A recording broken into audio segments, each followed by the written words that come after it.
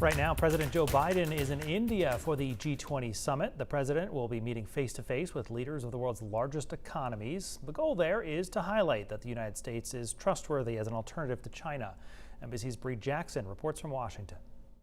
President Biden arriving in India for this year's G20 summit. The White House says reforming the World Bank and helping developing countries invest in climate change, as well as infrastructure projects, are top of mind.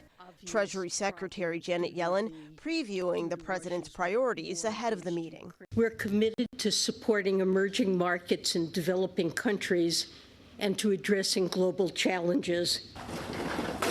The economic impact of the war in Ukraine is also on the agenda.